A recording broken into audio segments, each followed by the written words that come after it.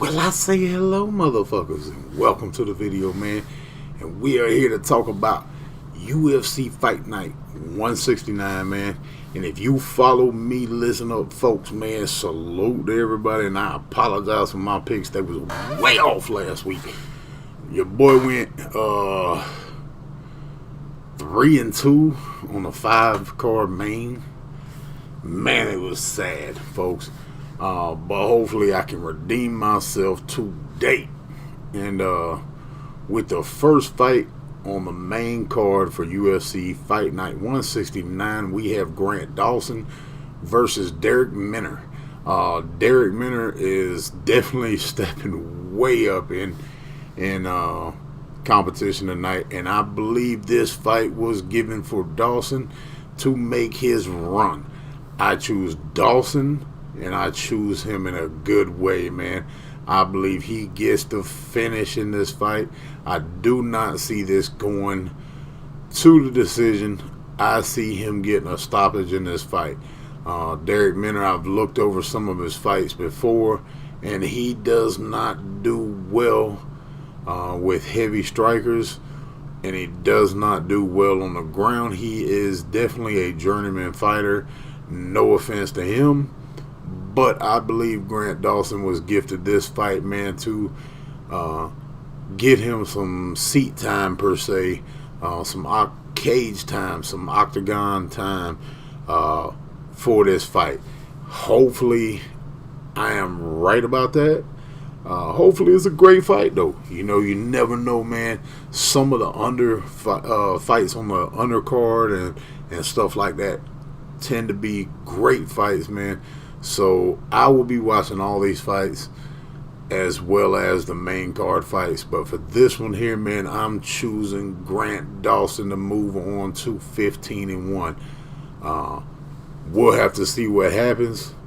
But now moving on to the second fight on the card is Megan Anderson versus Norma Dumont.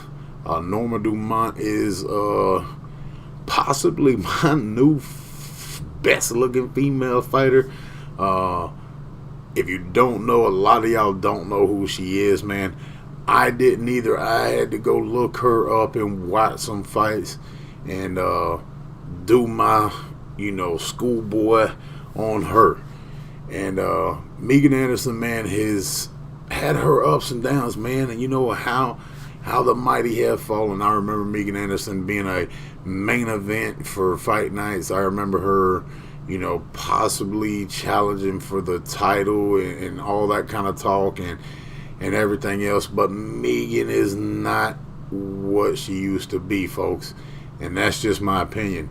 Now, I know a lot of y'all are saying this is Norma Dumont's first fight in the UFC. How does she get this fight done? Well, folks, I went back and watched, like I said, I went back and watched some of her previous fights, and she is amazing on the ground. She has definitely the grappling, and once she gets there, she knows how to control it with her jiu-jitsu. Megan has struggled with wrestlers and jiu-jitsu people before. I believe Megan's only chance in this fight is to maybe get a early stoppage while Dumont is trying to figure out how to get Anderson down to the ground. Dumont's only knock in my book is that she stays on the outside a little too long until she can figure out how to get it to the ground. Has a tendency to stand with fighters and take some punches she doesn't really need to take, and that is a knock on her because Megan can turn her lights out quick, fast, and in a hurry, folks. I don't expect this fight to be an amazing fight. I believe Norma Dumont will, in the first round, kind of fill it out. Hopefully it gets to the second round and Norma takes her down in the second round. And I believe this fight will go the distance, folks. I don't believe Norma's going to, continually dominate her and stop the fight on the ground.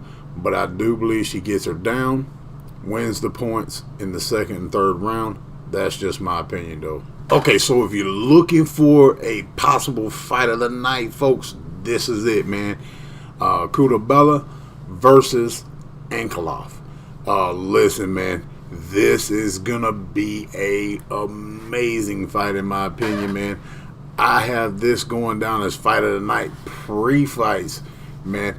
And both of these guys are tremendous at getting their opponent down, grounding and pounding them.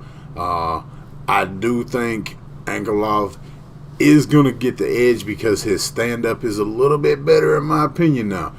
Both of them have good records, 15-4 with 1 no contest for Kutabella and 12-1 for Ankalaev. Now, listen up. Both of these guys, about the same height, same weight, same reach, same age. A lot of their stuff is the same, man. Ankalaev is coming from Russia. He fights out of Dagestan. I'm not sure if he fights with Khabib and trains with Khabib and all that, but if you watch his fights, he doesn't have that refined ground game the way Khabib and them do, but he is an amazing striker and an amazing attempt at getting the job done, man. I believe this is going to be fight of the night. I believe Ankalaev wins this fight. I believe he stops this fight too as well. I'm going to call it 3rd round TKO for fight of the night, folks. We're going to move on to the next fight on the card, which is Dos Santos versus Spencer. Now, right off the jump, Dos Santos is a little bit older. Doesn't have much else that really matters except for the reach. 72-inch reach over the 68, so she's reaching in, 4 inches more. Now, will that make a difference in this fight? No, I don't think so. I believe Spencer gets it done. I believe Spencer gets it done fast and in an impressive finish. I believe this is going to be... I believe she knocks her out, folks, and I believe she gets knockout of the night. I believe she gets finish of the night, fight bonus. I believe Spencer dominates this fight. I'm going to say early round, 2nd. All right, folks, we are fixing to get into the main event. Joseph Benavidez versus Figueiredo. Now, everything the tale of the tape is about the same with these two fellas, man, and I had a hard time picking this one, man. I went back and forth. I said I thought Benavidez was going to win. Figueiredo was going to win. My final pick on this is Figueiredo. Now, how it gets done, I'm not positive. I'm still not sure, man. This is a 5-round fight. I believe, folks, this fight will come down who can manage the time and output in this fight. I believe Figueiredo gets it done, but I'm not too sure how, man. Because if you look at their stats, it's a wild, basic setup for both of these gentlemen, man. If you just look at how Benavidez himself has fought, let's just look real quick. His last couple fights, he KO,